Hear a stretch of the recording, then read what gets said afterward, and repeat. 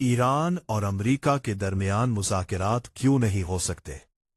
हकीकत जानकर आप वाकई हैरान रह जाएंगे, क्योंकि कहानी वो नहीं जो आम तौर पर बताई जाती है।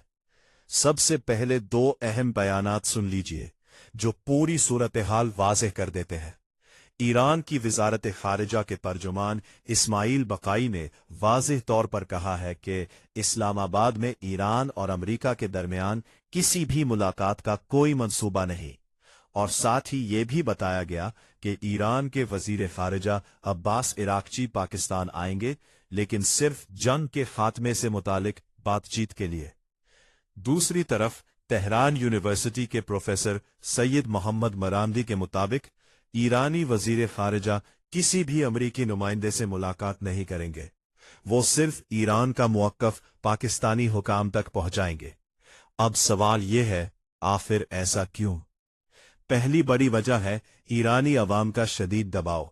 ईरानी अवाम का मानना है कि अमरीका ने माजी में 2 बार धोखा दिया है। इनके मुताबिक अमरीका काबिल एतमाद नहीं। लोग ये भी कहते हैं कि अमरीका ने हमारे रहबर को शहीद किया और मनाब की सैकड़ों बच्चियों को शहीद किया है। इसलिए अवाम का वाज़ेह मौक़िफ़ है, अमरीका से मुज़ाकरात नहीं हो सकते। दूसरी बड़ी वजह है समंदरी मुहासरा। बैनुल अक़वामी क़वानीन के मुताबिक समंदरी मुहासरा अमलन ऐलान जंग समझा जाता है। गफ है कि जब तक ये मुहासरा ख़त्म नहीं होगा, उस वक्त तक कोई मुज़ाकरात नहीं होंगे। कुछ लोग कहते हैं कि इक़्तिसादी दबाव ईरान को मजबूर कर देगा, लेकिन आदाद शुमार कुछ और ही कहानी बताते हैं। इस मुहासरे से दुनिया को रोजाना तकरीबन $2 अरब का नुकसान हो रहा है, जबकि ईरान का नुकसान तकरीबन $300 मिलियन है। ये आदाद शुमार ईरान के नहीं, बल्कि federal reserve bank of Dallas के है। यूरोपीय कमीशन के मुताबिक ये सूरत हाल यूरोप को अब तक $26 अरब से ज्यादा का नुकसान पहुंचा चुकी है।